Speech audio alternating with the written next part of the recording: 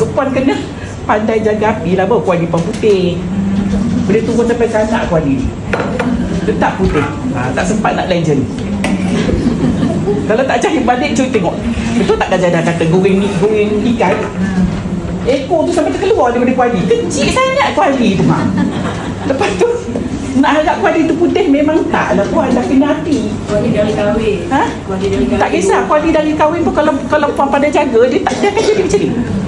Kalau itu tak payah kahwin puan, di sebulan dia hitam dah. Assalamualaikum, hai semua viewers. Okey, hari ni Kak Zaida nak share resepi gulai kari kampung. First sekali kita panaskan minyak di kuali. Okey, masukkan 4 sekawan ni ataupun 4 beradik sampai dia berbau wangi sedikit. Okey, dia dah bau kayu manis ni dah bau ya. So kita akan masukkan bawang yang kita dah mayang. Okey, kita tumis sampai dia wangi. Kita nak kisar.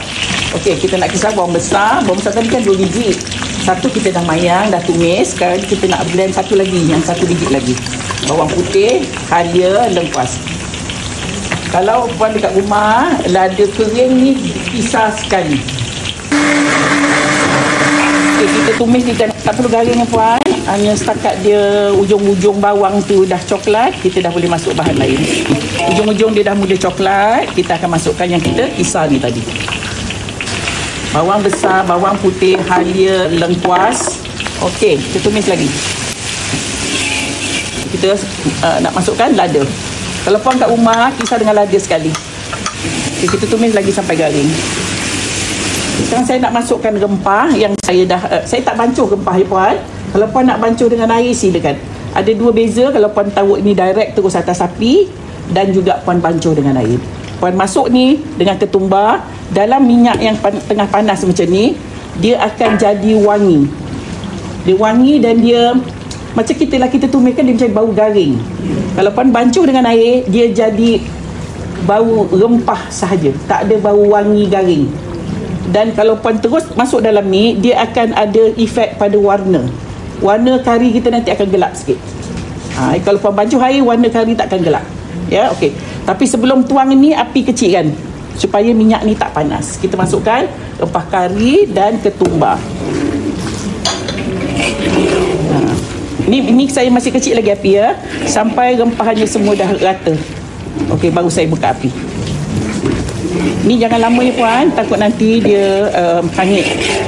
Okey, kita nak masukkan air. Kita masuk air 3 kali masuk supaya rempah kita masak.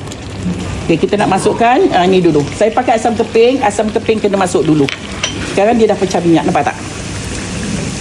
Jadi dia dah pekat, kita tambah lagi air. 3 kali tak masuk air.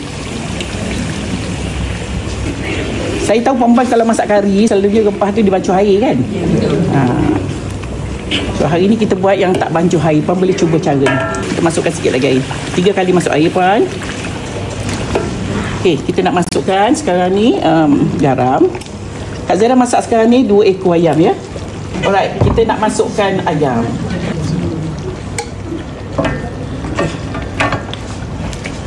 Okey, kita nak masukkan kerisik. Kerisik masuk last ya puan. Kita masuk santan dan kerisik.